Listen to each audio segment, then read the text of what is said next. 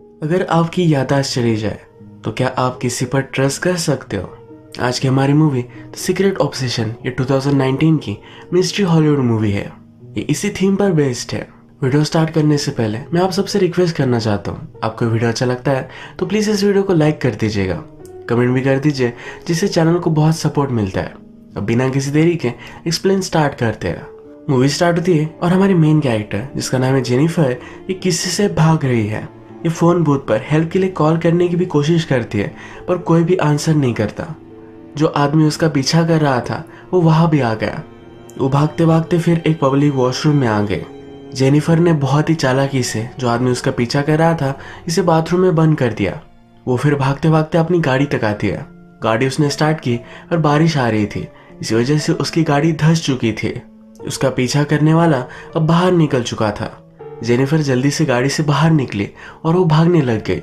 भागते भागते रोड पर उसका एक्सीडेंट हो गया। लोगों ने उसे हेल्प की और हॉस्पिटल में उसे एडमिट किया गया। जब वो घायल थी तो अपने हस्बैंड के साथ उसकी जो भी मेमोरीज थी ये सब उसे याद आती है। उसकी सर्जरी वगैरह स्टार्ट होती है और थोड़ी देर में उसका हस्बैंड जिसका नाम है रसल ये वहां पहुंचता है। रसल ये हमारा और एक मेन कैरेक्टर है। रसल को एक नर्स आकर कहती है आपकी वाइफ के ब्रेन में बहुत ही ज्यादा इंटरनल ब्लीडिंग थी, इसी वजह से शायद उसे कुछ भी याद नहीं आएगा। सर्जरी होने के बाद सुबह हो गई पर जेनिफर को अभी भी होश नहीं आया। रसल उसके पास आता है, कहता है कुछ भी हो मैं तुम्हारे साथ हूँ, हम मिलकर इसका सामना करेंगे। नेक्स्ट सीन में हम डिटेक्टिव फ्रैंक को देखते हैं। ये जेनिफर की केस का डिटेक्टिव है। फ्रैंक के डॉटर का आज बर्थडे था तो उसके लिए वो गिफ्ट बाय कर रहा था। इसके बाद वो रसल से मिलने के लिए आया। वो रसल से पूछता है जेनिफर घर से इतनी दूर रात में कर क्या रही थी? रसल कहता है कि वो ग्रोसरीज लेने के लिए गई थी। 1 घंटा हो गया तो वो वापस नहीं आई। मैंने उसे कॉल करने की कोशिश की पर कोई भी आंसर नहीं आया। फ्रैंक उससे पूछता है कि तुम दोनों के मैरिज में कोई प्रॉब्लम थी?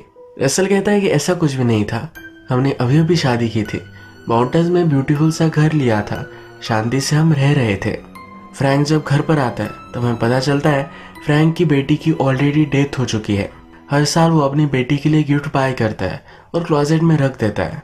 वो अपनी खुद की बेटी की केस सॉल्व नहीं कर पाया था, उसे बहुत ही बुरा लगता है। इसके बाद हम देखते हैं कि जेनिफर को होश आ चुका है। डॉक्टर रसल से बात कर रहे थे। उसे कहते हैं कि जेनिफर को बेसिक सी चीजें सब याद रहेगी, यानी कि उसके पेरेंट्स, उसका एजुकेशन वगैरह सब कुछ, सिर्फ वो तुम्हें भूल चुकी है, तुम उसकी रिसेंट मेमोरी थे, इसी वजह से ऐसा है। रसल फिर जेनिफर के पास आया। उसे पूछती है कि मैं यहाँ कैसे आई। रसल उसे बताता है तुम्हारा एक्सीडेंट हुआ था। जेनिफर को उसके बारे में कुछ भी याद नहीं है। जेनिफर फिर अपनी रिंग नोटिस करती है। रसल उसके पास आया, उसका हाथ अपने हाथों में लिया, उसे समझाता है कि जो भी होगा मैं हमेशा तुम्हारे साथ हूँ, इस सिचुएशन का सामना हम दोनों मिलकर करेंगे।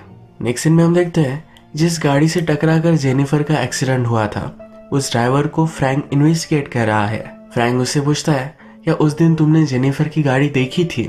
वो कहता है कि पार्किंग में एक व्हाइट पिकअप ट्रक किसी गाड़ी को लेकर जा रहा था। यानी कि फ्रैंक को यहाँ पता चलता है कि जेनिफर की गाड़ी को किसी ने गायब कर दिया है। पुलिस को लग रहा था कि जेनिफर का नॉर्मल सा एक्सीडेंट हुआ, पर अब फ्रैंक को लगता है कि जेनिफर को कोई मारने की कोशिश कर रहा है। इस केस को वो सही से परस्यू करने वाला है। नेक्स्ट सीन में हम देखते हैं कि रसल जेनिफर को उसके सब फोटोज दिखा रहा था, उसी मेमोरी फिर से लाने की कोशिश कर रहा था। वो दोनों कैसे मिले इसकी स्टोरी भी उसे सुनाता है। कहता है हम दोनों एक जापानीज प्लेस पर गए थे पर एक चीज से मैं एलर्जिक था। उसी दिन उसे हॉस्पिटल में एडमिट करवाना पड़ा। जेनिफर इस पर बहुत हंसती है। इसके बाद जेनिफर कहती है मेरे पेरेंट्स को तुम इन्फॉर्म कर दो, वो बहुत ही वरीड होंगे। रसल शांत हो गया, कहता है तुम्हारे पेरेंट्स 3-4 साल पहले ही गुजर गए। इसके बाद एक आदमी हॉस्पिटल में आता है। ये जेनिफर पर नजर रख रहा था। वो जेनिफर से मिलना चाहता था पर जेनिफर की वो फैमिली नहीं है इसलिए उसे अंदर आने नहीं दिया। वो फिर वहाँ कुछ फूल छोड़कर जाता है। अब थोड़े दिन गुजर जाते हैं और जेनिफर की रिकवरी स्टार्ट होती है।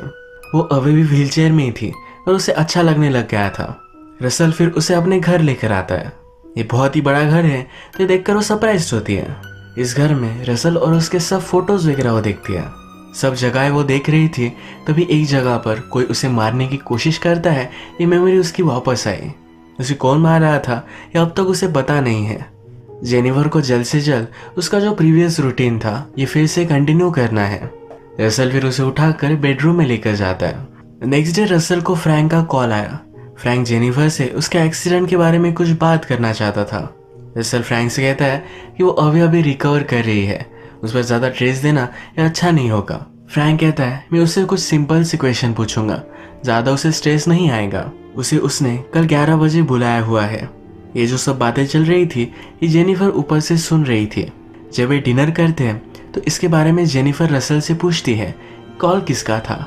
रसल कहता है कि बहुत दिनों तक मैंने छुट्टी ली थी, इसलिए ऑफिस से कॉल आया हुआ था। जेनिफर पूछती है क्या मेरे ऑफिस से कुछ भी कॉल नहीं आया। रसल कहता है कि तुम अब काम नहीं करते, हम दोनों फैमिली स्टार्ट करने वाले थे, तुम्हारा घर पर रहना एक अच्छा सोल्यूशन था, तुम्हें भी यहाँ रहना बहुत ही अच्छा लगने लगा था। जेनिफर को यह सब बातें अजीब लगती है। उसके पेरेंट्स की डेथ हो चुकी है, वो जॉब भी नहीं करती। उससे पूछती है क्या हम खुश थे। रसल कहता है ऑफ कोर्स हम खुश थे। जेनिफर भी बोलती है कि मेरे फ्रेंड्स तो होंगे। रसल कहता है कि तुम्हारे बहुत सारे फ्रेंड्स हैं, तुम्हारी एक बेस्ट फ्रेंड है जो हवाई गई हुई है, जब वो वापस आएगी तब उससे तुम बात करना। हमने प्रीवियसली देखा था कि जेनिफर के बारे में कोई आदमी इंक्वायरी कर रहा था। अब रसल को उसके बारे में पता चल चुका है तो उसके पास वो पहुंचता है। आदमी रसल को बोलता है कि तुम कौन हो। कहता है मैं जेनिफर का हस्बैंड हूँ। एक डंडे से उसे मार डालता है। रसल ने फिर उस आदमी की बॉडी अपनी ट्रंक में डाली और अपने हाउस के बाहर गाड़ दी। रात में डिगिंग की आवाज़ आ रही थी तो जेनिफर की नींद खुल गई। उसके पास कहीं भी रसल था नहीं। अगली सुबह जहाँ पर रसल ने बॉडी गाड़ी हुई है यही वह जेनिफर देख रही थी।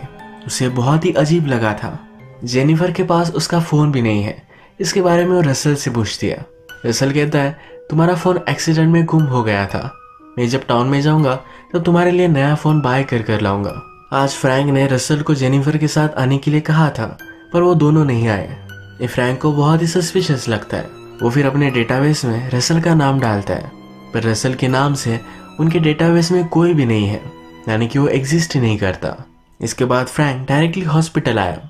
हॉस्पिटल में वो रिसेप्शनिस्ट से पूछता है कि रसल ने उसका एड्रेस कौन सा दिया था। जेनिफर घर पर अपने सब ओल्ड एल्बम देख रही थी। रसल के साथ उसकी जो भी सब मेमोरीज थी ये थोड़ी थोड़ी कर उसे वापस आने लग गई है। एक फोटो में वो बहुत ही अजीब सी चीज़ नोटिस करती है।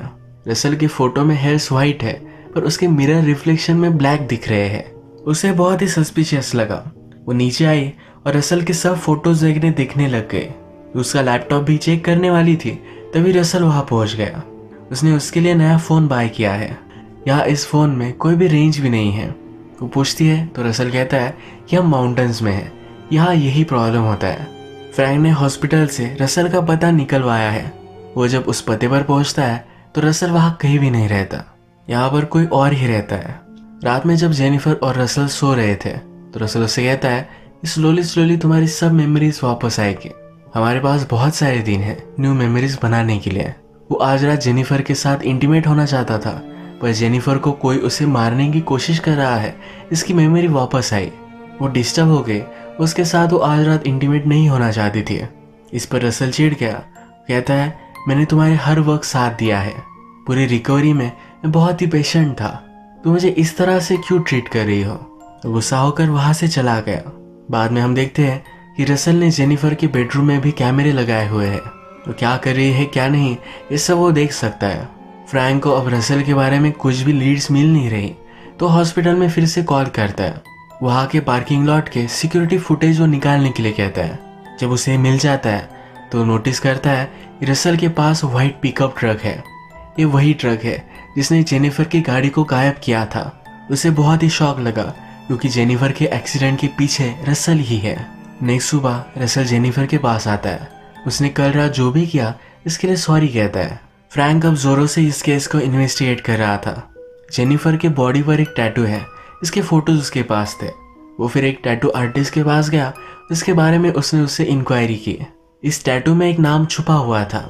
ये नाम जब फ्रैंक ने अपने डेटाबेस में डाला तो उसे जेनिफर के फादर और मदर के घर का पता मिल गया। ये रात में वहाँ देखने के लिए जाता है तब नोटिस करता है कि बहुत दिनों से वहाँ कोई भी रह नहीं रहा। अंदर घुसकर उसने बेडरूम में नोटिस किया कि जेनिफर के दोनों पेरेंट्स को मार डाला गया है। जेनिफर को फिर से रात में उसे कोई मार रहा है इसके सपने आए। उसे अब रसल पर थोड़ा थोड़ा शक होने लग गया है, तो उसके सब पॉकेट्स वगैरह वो चेक कर रही थी। उसका वॉलेट निकाल कर उसने छुपा दिया। रसल जब घर से बाहर निकला तो वो नोटिस करती है रसल ने घर को बाहर से बंद कर दिया है। जेनिफर ने फिर एक पिन से अपना डोर अनलॉक किया। वो नीचे गई और रसल का लैपटॉप उसने चेक किया। इस लैपटॉप में वो उसके साथ फोटोज देखती है।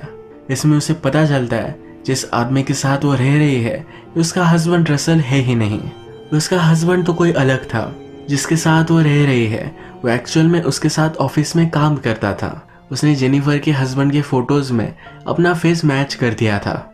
इसके पैरेलल की सीन में हम देखते हैं कि फ्रैंक भी जेनिफर के ऑफिस में पहुंच चुका है। वहां का एक एम्प्लॉय जेनिफर के बारे में उसे सब कुछ बता रहा था। उनके ऑफिस की फोटो उसने नोटिस की और फ्रैंक को पता चल गया कि ये सब क्या चल रहा है। उसे यहाँ से जेनिफर के साथ जो रह रहा है उसका नाम रायन है, ये भी पता चला। जेनिफर बहुत ही डर गई थी और अब वो यहाँ से बाहर निकलना चाहती थी। उसके मोबाइल में कुछ भी रेंज नहीं थी। उसने अपने मोबाइल को खोला तो उसका सिम का स्लॉट ही जला दिया गया था। वो जब चलते चलते गार्डन में आई तो एक आदमी की बॉडी भी उसे मिल गई।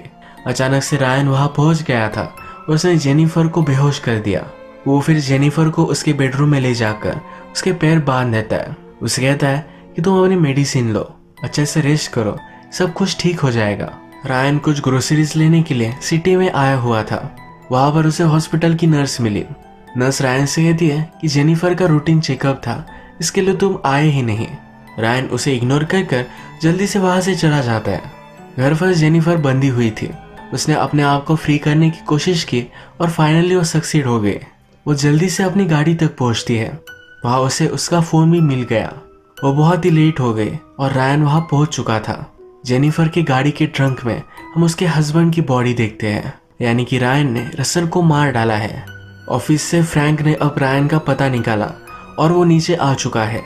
फ्रैंक आसपास सब चीजें नोटिस करता है और जेनिफर की गाड़ी भी उसे मिल जाती है। जेनिफर ने फ्रैंक का आवाज सुना तो वो भी नीचे उसकी हेल्प मांगने के लिए आ रही थी। फ्रैंक ने जेनिफर को नोटिस किया, तभी रायन ने फ्रैंक को बेहोश कर डाला। रायन फिर से जेनिफर को धमका रहा था। जेनिफर उससे पूछती है, तुम हो कौन? रायन बोलता है कि मैं तुम्हारा हस्बैंड हूँ। जितनी जल्दी तुम ये बात समझ जाओ उतना ही तुम्हारे लिए अच्छा होगा। जेनिफर के पैर पर चोट है, इसे उसने जोर से दबाया, यानी कि वो कहीं भी ज्यादा मूव नहीं कर पाए। रायन जेनिफर को बेडरूम में बांध देता है। उसे कहता है, तुम्हें कोई आइडिया भी नहीं है तुम्हारे लिए मैंने क्या क्या किया है। जेनिफर कहती है कि प्लीज ऐसा मत करो, मुझे मरना नहीं है। रायन कहता है कि ये सब अब हमारे हाथ में नहीं है। वो कन्फेस करता है कि वो हमेशा जेनिफर से प्यार करता था। जब रसल के साथ वो रिलेशनशिप में थी तो हमेशा उन पर वो नजर रखता था। जेनिफर को क्या पसंद है क्या नहीं ये सब उसे मालूम था। तुम्हें हमेशा मेरे साथ ही रहना चाहिए था। जब तुमने उससे शादी कर ली तो उसकी डेथ ही मेरे लिए एक वे था। रायन ने फिर रसल को मार डाला, पर जेनिफर ने उसे नोटिस कर लिया था। वो उसे मारने के लिए उसके पीछे था। तभी जेनिफर का एक्सीडेंट हो गया। अब रायन जेनिफर को भी मार डालने वाला है। रायन ने फ्रैंक को बेहोश कर एक रेफ्रिजरेटर में डाल दिया था। थोड़ी देर में रायन को होश आ गया। जेनिफर रायन से कहती है कि अगर तुम मुझे इतना प्यार करते थे तो कभी कुछ बताया क्यों नहीं। रायन कहता है, रसल हमेशा हमारे बीच में आ गया। जेनिफर उसे समझाती है, कहती है कि प्यार करने में टाइम लगता है। वो भी रायन से कुछ टाइम मांगती है। वो कहती है कि मैं थर्स्टी हूँ, मेरे लिए कुछ लेकर आओ। रायन जब नीचे गया तो जेनिफर ने आसपास एक लाइटर ढूंढा। इस लाइटर से उसने रोप्स जला दिए। रायन जब रूम में आता है तो जेनिफर उसके सर पर वार करती है। उसे रूम में लॉक कर नीचे आ जाती है। वो वहां से भाग रही थी। रायन ने भी दरवाजा अब तोड़ दिया है। वो जेनिफर के पीछे भी जाता है। जेनिफर उसे मारने की फिर से कोशिश करती है, तो इस बार फेल हो जाती है। रायन ने उसे पुश किया और वो घायल हो गए। वो उसे गन से मारने ही वाला था, तभी फ्रैंक ने आकर उसे बचा लिया। रायन और फ्रैंक में फाइट हुई। जेनिफर के पास गन आ गई थी तो इसी गन से उसने रायन को मार डाला। अब इसके बाद हम देखते हैं कि फ्रैंक और जेनिफर ये दोनों अपनी लाइफ के साथ मूव ऑन कर गए हैं। फ्रैंक की बेटी का केस वो खुद सॉल्व नहीं कर पाया, तो जेनिफर को बचाकर वो अब मूव ऑन कर सकता है। एक नई सिटी में एक नई लाइफ वो स्टार्ट करने वाला है। लास्ट में एक दूसरे से मिले और गुड बाय कह रहे थे। रसल ने जेनिफर के लिए एक नोट लिखा था। ये नोट फ्रैंक को उसके ऑफिस में मिला, वो जेनिफर को दे देता है। ये लेटर उसने जेनिफर से शादी करने से पहले लिखा था।